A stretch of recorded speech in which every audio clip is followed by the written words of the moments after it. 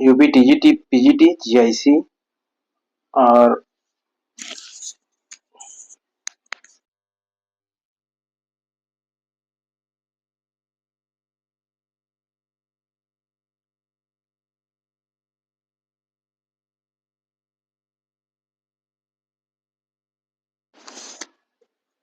LT grade और GDC और KVS, अन्य जो विभिन्न जो पॉलिटिकल साइंस और सिविक्स के अंतर्गत जो परीक्षाओं में पूछे जाने वाले प्रश्न हैं, ये हमारे इसी श्रृंखला से बनेंगे। तो आज हम देखेंगे अपने वीडियो के अंतर्गत विकासवादी सिद्धांत। पहला, चलिए शुरू करते हैं। गार्नर के अनुसार राज्य न तो कोई ईश्वर की सृष्टि है, न ही उच्च कोटि की शारीरिक बल का परिणाम, न ही किसी प्रस्ताव समझौते का निर्माण है और न ही परिवार का ही विस्तार रूप है।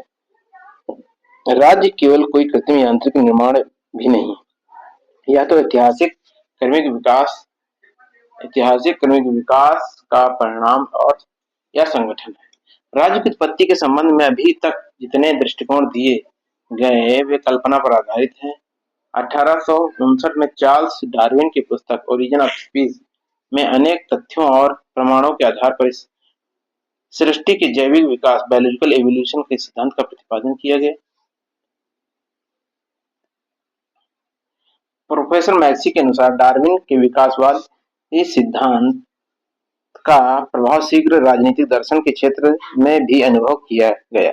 अब यह माना जाने लगा कि राज्य का ऐतिहासिक विकास हुआ है और इसी क्रम में राज्य की उत्पत्ति का यह ऐतिहासिक सिद्धांत या विकासवादी सिद्धांत हमारे सामने आया।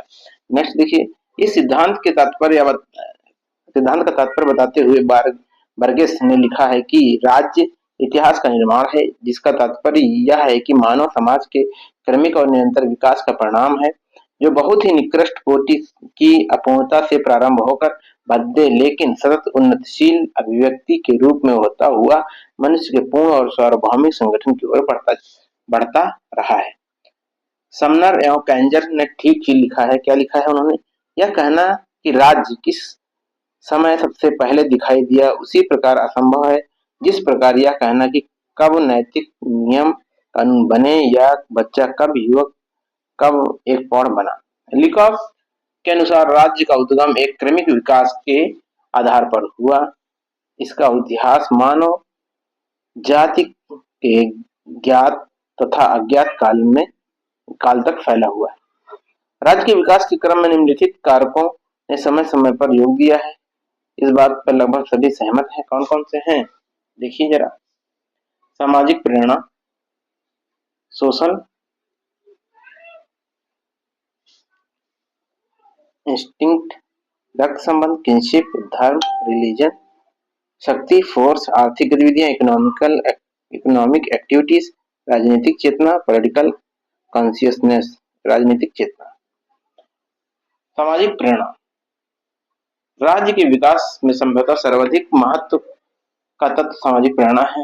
राज्य मनुष्य के सामाजिक प्रवृत्ति का परिणाम है। सर हेनरी मैन के अनुसार समाज का प्राचीनतम इतिहास की खोजों से यह निष्कर्ष निकलता है कि समूहों की एकता के सूत्र में प्रारंभिक बंधन रक्त संबंध था। मैकाइवर के अनुसार रक्त संबंध समाज को जन्म देता है और अंत में समाज राज्य को जन्म देता है। इंपॉर्टेंट टिप्पणी है ये मैकाइवर की। क्या कहा उन्होंने? रक्त संबंध समाज को जन्म देता है और समाज अंत में राज्य को जन्म देता है। गेटल के अनुसार रक्त के संबंध के बंधन से परस्पर अधीनता और एकता के भाव प्रबल हुए हैं, जो राजनीतिक जीवन के लिए अनिवार्य है। गेटल ने क्या कहा? रक्त के संबंध के बंधन से परस्पर अधीनता एवं एकता के भाव प्रबल हुए हैं, जो राजनीतिक जीवन के लिए अनिवार्य हैं।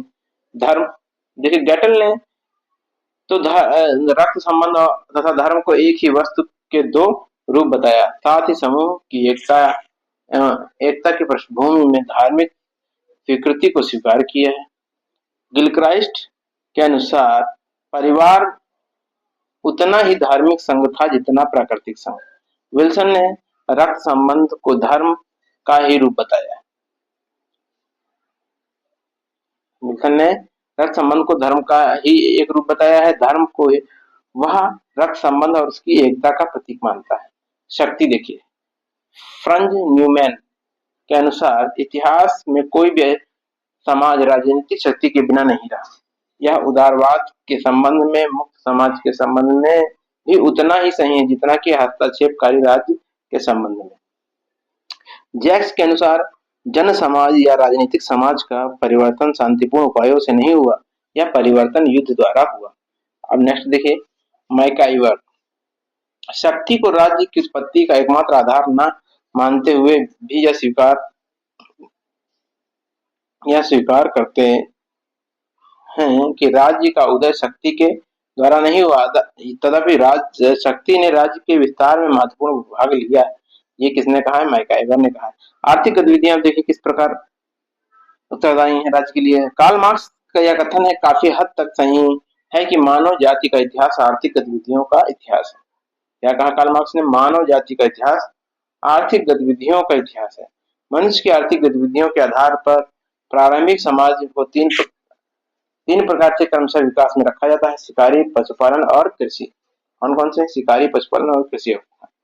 आगे देखिए, राजनीतिक चेतना। गिलक्राइस्ट ने राजनीतिक चेतना को राज्य के विकास के समस्त तत्वों में सर्वोत्तम तत्व माना है। अब इसमें आते हैं हम मार्क्सवादी सिद्धांत। राज्य की उत्पत्ति के संबंध में मार्क्सवाद का विचार समाज के वर्ग विभाजन के साथ जुड़ा हुआ है। यद्यपि मार्क्स ने राज्य की उत्पत्ति पर कोई विशिष्ट विचार प्रस्तुत नहीं किया, किंतु उनके साथी एंगल्स ने अपनी कृति, कौन सी कृति है उनकी? The origin of family, private property and state, 1870 में इसका उल्लेख किया है। इसी प्रकार लेनिन ने स्टेट एंड रेवोल्यूशन 1903 में राज्य की उत्पत्ति और विलोप पर विचार प्रकट किए हैं। राज्य की उत्पत्ति के संबंध में मार्क्सवादी सिद्धांत का मानना है कि राज्य की उत्पत्ति आर्थिक विकास की ऐसी अवस्था में हुई जब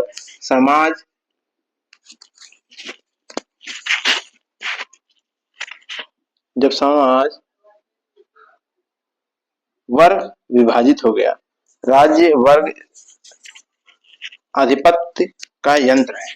क्या है? राज्य वर्ग आधिपत्य का एक यंत्र माना। आगे देखिए, राज्य को एक वर्ग या शोषण करने वाला यंत्र मानते हुए मार्क्स ने वर्ग विहीन समाज की स्थापना और राज्य के विलोप का क्रांतिकारी सिद्धांत दिया। इसने मार्क्स ने दिया।